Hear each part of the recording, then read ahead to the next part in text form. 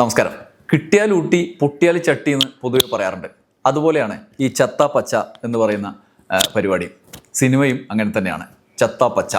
ഇന്ന് ആ സിനിമ കാണുമ്പം ആ സിനിമ കൊണ്ടുപോയൊരു മൂഡ് ഉണ്ട്.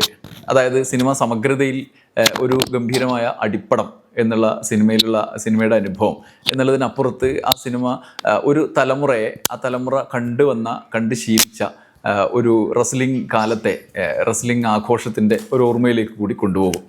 ഒരുപക്ഷെ ഈ റെസ്ലിങ്ങിൻ്റെ അന്തർനാടകങ്ങളെക്കുറിച്ച് അതിങ്ങനെ ചാനലിലൊക്കെ വരുന്ന കാലത്ത് ഇങ്ങനെ പറഞ്ഞു കേട്ടിട്ടുണ്ട്. അത് ഈ ഒറിജിനാലിറ്റി ഒന്നും അവർ അഭിനയിച്ച് വരുന്നതാണ്, യഥാർത്ഥത്തിലുള്ള ഒറിജിനാലിറ്റി അല്ല എന്നൊക്കെ പറയാറുണ്ട്. നമ്മളത് പലപ്പോഴും ശരിയാണ് എന്ന് പിന്നീട് നമുക്ക് അറിയാനും കഴിഞ്ഞിട്ടുണ്ട്. അതിൻ്റെ നാടകീയതയും അതൊരു എൻ്റർടൈനറായി നമ്മുടെ മുമ്പിൽ അവതരിപ്പിക്കുമ്പോൾ ടെലിവിഷൻ ചാനലിലൊക്കെ വരുന്നത് നമ്മൾ കണ്ടിട്ടുണ്ട്. എനിക്കിപ്പോൾ ഒരുപാടൊന്നും ഞാൻ അങ്ങനെ വലിയ അതിൻ്റെ ഒന്നും ആസ്വാദകനായിരുന്നില്ല. പക്ഷേ അതുകൊണ്ട് അതിൻ്റെ ഒരു നൊസ്റ്റാൾജിക്കായ അനുഭവം ഒന്നും എനിക്കില്ല. അങ്ങനെ ഒരു മൂഡിലേക്ക് എന്നെ കൊണ്ടുപോകാൻ പറ്റില്ല ആ റെസ്ലിങ്ങുമായി ബന്ധപ്പെട്ട ഓർമ്മ. പക്ഷേ അത് കണ്ട് അറിഞ്ഞ ആളുകളെ എനിക്കറിയാം. നമ്മുടെ സൗഹൃദത്തിലുള്ള ആളുകളൊക്കെ നിരന്തരമായി കാണുന്നുണ്ടായിരുന്നു. അങ്ങനെയുള്ള ഒരു കാലത്തെ ഓർമ്മിപ്പിക്കുന്ന ഈ റെസ്ലിങ്ങിൻ്റെ ഇപ്പോഴും അത് കാണുന്ന ആളുകളുടെ അത്തരം ആസ്വാദനം നടക്കുന്നുമുണ്ട് ലോകത്ത്. ആ റെസ്ലിങ്ങിൻ്റെ ഒരു എന്താ പറയുക വെസ്റ്റേൺ പശ്ചാത്തലം ഉണ്ടല്ലോ, അതിനെ നമ്മുടെ നാട്ടിലെ ഫോർട്ട് കൊച്ചിയിലേക്ക് പറിച്ചു നട്ടിട്ട് ഒരു രസകരമായ അന്തരീക്ഷത്തിൽ ഉണ്ടാക്കിയൊരു സിനിമയാണ് ഈ ചത്ത പച്ച എന്ന് പറഞ്ഞ സിനിമയുടെ മൊത്തത്തിലുള്ള വിശകലനത്തിലേക്ക് ഒരു വലിയ സിനിമാ വിശകലനത്തിനുള്ള സാധ്യതകളൊന്നും ഇല്ലാത്തൊരു സിനിമയാണ്. സാധാരണ ഒരു വിനോദ നിലവാരത്തിലുള്ള സിനിമയാണ്. ഒരുപക്ഷെ സമഗ്രതയിൽ ആദ്യഘട്ടത്തിലൊക്കെ നല്ല രസമായിട്ട് മുന്നോട്ട് പോവുകയും ക്ലൈമാക്സിൽ ചില പ്രശ്നങ്ങളുണ്ടോ എന്ന് നമുക്ക് പരിശോധിക്കാനുള്ള ഒരു സാധ്യതയും ബാക്കി വെക്കുന്ന ഒരു സിനിമയാണ്. എങ്കിൽ പോലും ടിക്കറ്റ് എടുത്ത് കണ്ടാൽ നമുക്കതിൻ്റെ ആ ഒരു മൂഡിലേക്ക് അവർക്ക് കൊണ്ടുപോകാൻ പറ്റുന്നുണ്ട്. പിന്നെ ഈ സിനിമ നമുക്ക് ഈ അടിപ്പടങ്ങളൊക്കെ ഇഷ്ടപ്പെടുന്ന ആളുകൾക്കും പിന്നെ കുട്ടികൾ എന്ന് പറഞ്ഞാൽ ഒരു 10 വയസ്സിനൊക്കെ മുകളിലുള്ള കുട്ടികൾക്കും ആ ഒരു ഗെയിം പോലെ കാണാൻ പറ്റുന്നൊരു സിനിമയാണ്. അടി എന്ന് പറയുമ്പോൾ അടിച്ച് നമ്മളെ ചോരയൊക്കെ തെറിപ്പിച്ചിട്ടുള്ള അടിയല്ല ആ സിനിമയുടെ ഒരു രസകരമായ ഒരു ആഖ്യാനം കണ്ടാൽ നമുക്ക് മനസ്സിലാവും.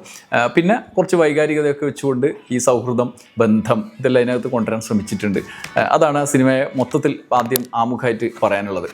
ഞാനത് നിങ്ങളോട് പറയാമെന്ന് വിചാരിച്ചത് ഈ സൗഹൃദത്തിൻ്റെ ഇടയിലുള്ള ഈ റെസ്ലിങ്ങിൻ്റെ ഉപയോഗം പ്രധാനമായിട്ട് ഞാൻ നേരത്തെ പറഞ്ഞ പോലെ അഭിനയത്തിൻ്റെ ഒരു സാധ്യത കൂടി റെസ്ലിങ്ങിലുണ്ട് എന്നുള്ളതാണല്ലോ അതിൻ്റെ യാഥാർത്ഥ്യം. അത് എങ്ങനെയാണ് എന്ന്, അതായത് ഈ അഭിനയം റെസ്ലിങ്ങിൽ എങ്ങനെയാണ് സ്വാധീനിക്കുന്നത് എന്ന് യഥാർത്ഥത്തിലുള്ള ആ മത്സരത്തെ അവതരിപ്പിച്ചുകൊണ്ട് നമുക്ക് കാണിച്ചു തരുന്നു എന്നുള്ളതാണ് രസം. അതാണ് ഈ സിനിമ എന്നെ ഏറ്റവും രസിപ്പിച്ച ഒരു കാര്യം.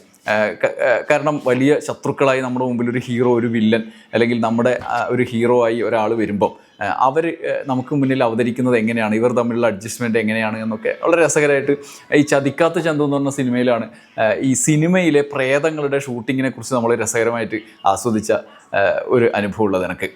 അതിനെ അവർ നമുക്ക് എഡ്യൂക്കേറ്റ് ചെയ്യാണ്, ഇതിങ്ങനെയാണ് സിനിമ എന്ന്. ചതിക്കാത്ത ചന്തുവിൽ ആ തരത്തിൽ പ്രേതത്തിൻ്റെ സാഹചര്യങ്ങൾ നമുക്ക് അതിൻ്റെ ക്ലൈമാക്സിലൊക്കെ വ്യക്തമാക്കി തന്നിട്ടുണ്ട്. അതേസമയം നമ്മൾ ചിലപ്പോൾ പീഡിപ്പിക്കുകയൊക്കെ ചെയ്യും. അതുപോലെ റെസ്ലിങ്ങിൻ്റെ ആ ഒരു പശ്ചാത്തലം, അതിൻ്റെ എന്താണ് നടക്കുന്നത് എന്നുള്ളത് ഒരു കഥയുടെ ഒപ്പം തന്നെ പറഞ്ഞ് തരാൻ ഈ സിനിമയ്ക്ക് കഴിഞ്ഞിട്ടുണ്ട്. അദ്വൈത് നായരുടെ ആദ്യത്തെ സിനിമയാണ്, സംവിധാന സംരംഭമാണ്. കഥയും മുപ്പരനെയാണ് എഴുതിയിട്ടുള്ളത്. സനൂപ് തൈക്കൂടത്തിൻ്റെ തിരക്കഥയാണ്. സിനിമയിലെ കഥാപാത്രം യുവാക്കളാണ്. യുവാക്കൾ എന്ന് പറയുമ്പോൾ കുറച്ച് പാസ്റ്റൊക്കെ നമ്മൾ ഇടയ്ക്കിടയ്ക്ക് ഓർമ്മിപ്പിക്കുന്ന സമകാലിക യുവാക്കളാണ്. ജല മെട്രോ ഒക്കെ വന്നതിന് ശേഷമുള്ള കൊച്ചി, ഫോർട്ട് കൊച്ചി, മട്ടാഞ്ചേരിയാണ് അതിൻ്റെ ഒരു അന്തരീക്ഷം. ഒരു അംബേദ്കർ ജ്യൂസ് കടയൊക്കെ ഇടയ്ക്ക് കാണിക്കുന്നുണ്ട്. നല്ല രസമുള്ളൊരു പശ്ചാത്തലം ആ സിനിമ തന്നിട്ടുണ്ട്. പിന്നെ അവിടുത്തെ ഒരു ആ ഭാഷ ആ നിലയിൽ തന്നെ നമ്മളിലേക്ക് എത്തുന്ന ഒരു ഘട്ടമുണ്ട്. അത് കഴിഞ്ഞാൽ അതിൻ്റെ വൈകാരികതയൊക്കെ അതുപോലെ നമ്മളിലേക്ക് എത്തും. അതാണ് അതിൻ്റെ ആ ഭാഷയുടെ ഒരു പ്രത്യേകത. ഏറ്റവും ജൈവികമായിട്ടുള്ള ഒരു ഭാഷകൾ, പ്രാദേശിക ഭാഷകളിൽ ഏറ്റവും ശ്രദ്ധേയമായ ഒരു ഭാഷയാണ് അവിടെ കൊച്ചിയിൽ സംസാരിക്കുന്നത്. കൊച്ചിയിൽ തന്നെ പലതരം ഭാഷകളുണ്ട്. ഇതിപ്പോൾ ഫോർട്ട് കൊച്ചി, മട്ടാഞ്ചേരി ഏരിയയിലുള്ള ഒരു ലാംഗ്വേജാണ് ഉപയോഗിച്ചിട്ടുള്ളത്. പ്രത്യേകിച്ചും അർജുന അശോകനൊക്കെ വളരെ ഈസി ആയിട്ട് പറയാൻ കഴിയുന്ന, മൂപ്പര് സ്ഥിരമായിട്ടൊരു ലാംഗ്വേജാണ് പറയുക. എവിടെയായാലും മൂപ്പരെ കഥാപാത്രം എവിടെയായാലും ഒരു ലാംഗ്വേജാണ് പറയുക. അങ്ങനെയാണ് ആ സിനിമ മുന്നോട്ട് പോയിട്ടുള്ളത്. പിന്നെ കഥാപാത്രങ്ങളാണ് പ്രധാനമായിട്ടുള്ളത്. കഥയുടെ പശ്ചാത്തലമാണ് ഞാൻ പറഞ്ഞത്. കഥാപാത്രങ്ങളിൽ അർജുൻ അശോകൻ്റെ ഒരു നായകത്വം അതിനകത്തുണ്ട്. അർജുൻ അശോകൻ വരുമ്പം പലപ്പോഴും എനിക്ക് സംശയം തോന്നാറുണ്ട്, മൂപ്പർക്ക് അത് എത്രത്തോളം അതോട് നമ്മളെ ആ നിലയിൽ ഉയരും എന്നുള്ളത് ചില കഥാപാത്രങ്ങളൊക്കെ നമ്മൾ സംശയിപ്പിച്ചിട്ടുണ്ട്. എന്നാൽ പോലും അടുത്ത കാലത്ത് തലവര പോലെയുള്ള നല്ല കഥാപാത്രങ്ങൾ അദ്ദേഹത്തിൻ്റെതായിട്ടുണ്ട്. പിന്നെ ഭ്രമയുഗമൊക്കെ നമ്മുടെ ഓർമ്മയിലുണ്ട്. ഇതിൽ ആ ഒരു മികവ് അദ്ദേഹം കാത്തു സൂക്ഷിച്ചിട്ടുണ്ടെന്ന് മാത്രമല്ല അദ്ദേഹത്തിൻ്റെ ആ ഒരു ഇടിയൻ ആയിട്ട് നമ്മുടെ മുമ്പിൽ അവതരിപ്പിക്കാൻ സംവിധായകൻ നന്നായിട്ട് കഴിഞ്ഞിട്ടുണ്ട് എന്നുള്ളതാണ് പ്രധാനപ്പെട്ട കാര്യം. കാരണം മസിലൊക്കെ ഉള്ള ഇടിക്കാൻ തോന്നും, അയാൾക്ക് ഇടിക്കാൻ പറ്റുമെന്ന് നമ്മളെ കൊണ്ട് തോന്നിപ്പിക്കുന്ന ഒരു കഥാപാത്രമായിട്ട് അർജുൻ അശോകൻ്റെ കഥാപാത്രത്തെ മാറ്റാൻ കഴിഞ്ഞിട്ടുണ്ട് എന്നാണ്. അർജുൻ അശോകന് ഈ ഓരോ കഥാപാത്രങ്ങളും ഈ റെസ്ലിംഗ് ആണല്ലോ, കൊച്ചി പശ്ചാത്തലത്തിലുള്ള റെസ്ലിംഗ് ആണ്. ഓരോ കഥാപാത്രത്തിന് ഇതിനനുസരിച്ചിട്ട് പേരുണ്ട്. അവിടെ നമ്മൾ ഈ റെസ്ലിംഗിൽ ഓരോ ഹീറോക്ക് ഓരോ പേരുണ്ടല്ലോ, അതുപോലെ അർജുൻ അശോകൻ സാവിയോ എന്ന് പറയുന്ന കഥാപാത്രത്തിന് ലോക്കോ ലോബോ എന്ന് പറഞ്ഞ പേരിട്ടുണ്ട്. അതിൻ്റെ പിന്നാലെ എടുത്തു പറയേണ്ട ഒരാളാണ് ഈ സിനിമയിൽ ഏറ്റവും ആദ്യം ഞാൻ പറയുക റോഷൻ മാത്യുവിൻ്റെ ഒരു സാന്നിധ്യമാണ്. റോഷൻ മാത്യു എനിക്ക് പെട്ടെന്ന് സമാനപ്പെടുത്തുകയല്ല, പക്ഷേ എൻ്റെ ഓർമ്മയിലേക്ക് കടന്നു വന്നത് മുരളിയുടെയൊക്കെ ഒരു ചില പെർഫോമൻസാണ്. അങ്ങനെ ഒരു ക്യാരക്ടറായിട്ട് നിഗൂഢതയുള്ള ഒരു പരുക്കനായിട്ടുള്ള, അതേസമയം തന്നെ ഉള്ളിൽ വേറൊരു തരത്തിലുള്ള ഒരു മനുഷ്യൻ നിലനിൽക്കുന്ന ഒരു കഥാപാത്രമായിട്ട് റോഷൻ മാത്യു. അയാൾ അത്ര വലിയ ശരീരമൊന്നുമല്ല റോഷൻ മാത്യുവിൻ്റേത്, പക്ഷേ റോഷൻ മാത്യു സ്ക്രീനിൽ നിൽക്കുമ്പോൾ ആ സ്ക്രീനിലൊരു എടുപ്പാണ്.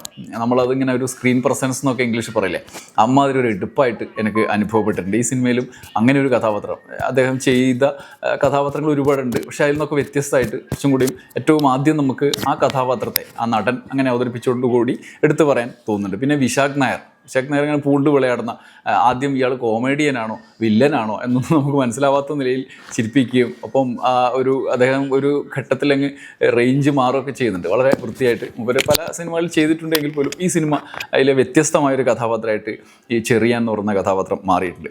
പിന്നെ ഇഷാൻ ഷൗക്കത്ത്, മാർക്കോയിലുണ്ടായിരുന്ന ഇഷാൻ ഷൗക്കത്തും അർജുൻ അശോകനുള്ളൊരു റൂട്ടാണ് ഈ സിനിമയുടെ ട്രാക്ക്. അവർ രണ്ടുപേരും കൂടിയുള്ളൊരു യാത്രയാണ്.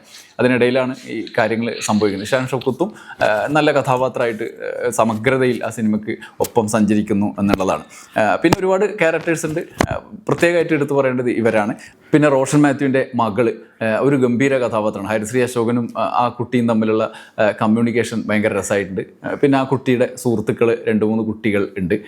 ചെറുപ്പം റോഷൻ മാത്യുവിൻ്റെ പിന്നെ അനിയനായ നമ്മൾ ഹരിശ്രീ അശോകൻ്റെയും ഒക്കെ ചെറുപ്പം നല്ല രസമായിട്ട് അവതരിപ്പിക്കാൻ അതിൽ കഴിഞ്ഞിട്ടുണ്ട്.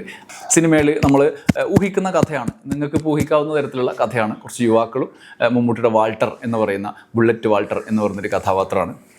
മമ്മൂട്ടി അതാണ് ഞാൻ പറഞ്ഞത്, മമ്മൂട്ടി വന്നത് അദ്ദേഹത്തിൻ്റെ ഒരു സ്റ്റാർ വാല്യൂവിനനുസരിച്ചുള്ള ഒരു ആസ്വാദ്യത നമുക്ക് ലഭിക്കും. പക്ഷേ അതിനപ്പുറത്തേക്ക് ഉയർത്താൻ ഇതിൻ്റെ ക്ലൈമാക്സിലേക്ക് എത്തുമ്പോൾ അവർക്ക് കഴിഞ്ഞില്ല എന്നുള്ള ഒരു പ്രശ്നം അതിനകത്തുണ്ട്. എങ്കിൽ പോലും ഈ സിനിമ മൊത്തത്തിൽ നമ്മൾ ആസ്വദിപ്പിക്കുന്നു.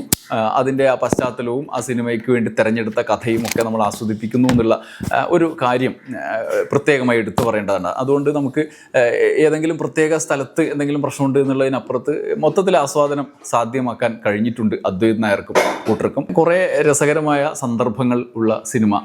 ചില തരത്തിൽ അതിൻ്റെ അവസാനം വരെ നല്ല വൃത്തി കൊണ്ടുപോയെങ്കിലും അവസാനത്തിലെത്തിയപ്പോൾ മമ്മൂട്ടിയുടെ സാന്നിധ്യം കൊണ്ട് ആ സിനിമ ഒന്ന് ഉയർന്നു നിൽക്കും. പിന്നെ അതിൻ്റെ ഒരു ക്ലൈമാക്സിൽ മറ്റൊരു ലോകം തുറന്നിട്ടുകൊണ്ട് ആ സിനിമ അവസാനിക്കുകയും ചെയ്യും എന്നുള്ളത് രസകരമായ ഒരു സിനിമയാക്കി മാറ്റാൻ അവർക്ക് കഴിഞ്ഞു എന്നുള്ളത് പ്രത്യേകമായിട്ട് പറയണം. എന്തായാലും കിട്ടിയാൽ ഊട്ടി എന്ന് പറഞ്ഞ് അമ്പരന്ന് അടിക്കുന്ന ആളുകളും വിജയിക്കുന്ന ആളുകളുമാണ്. അതിനൊക്കെ അപ്പുറത്ത് സ്നേഹത്തിൻ്റെയും സൗഹാർദ്ദത്തിൻ്റെയും ഒരു ലോകവും തുറന്നിടുന്നുണ്ട്. നമുക്ക് അനുഭവത്തിലൂടെ കടന്നു വന്ന നിരവധി കഥാസന്ദർഭങ്ങളിലൂടെ അല്ലെങ്കിൽ ജീവിത അനുഭവങ്ങളിലൂടെ ഒക്കെ കടന്നു പോകുന്ന ഒരു സിനിമ എന്നുള്ള നിലയ്ക്കും ആസ്വാദ്യകരമായി അത് അവതരിപ്പിച്ചു എന്നുള്ള നിലയ്ക്കും പ്രത്യേകമായി ഈ അദ്വൈത് നായർക്ക് സംഘത്തിനും ഇനിയും മികച്ച സിനിമകൾ ഉണ്ടാക്കാനുള്ള ഒരു ഡോർ ഓപ്പൺ ചെയ്തു എന്നുള്ളതാണ്. അദ്ദേഹത്തിൻ്റെ ആദ്യ സിനിമ കൊണ്ട് നമുക്ക് മെച്ചപ്പെട്ട ഒരു അനുഭവം ഉണ്ടായി എന്നുള്ളത് കൊണ്ട് പ്രത്യേകമായി പറയാൻ കഴിയാം. ഒപ്പം ഗംഭീരമായ കഥാപാത്രങ്ങൾ അവതരിപ്പിച്ച യുവാക്കളുടെ ഒരു നീണ്ട നിരയും നമുക്ക് സന്തോഷം നൽകുന്നു എന്നുള്ളതാണ്. നന്ദി, നമസ്കാരം.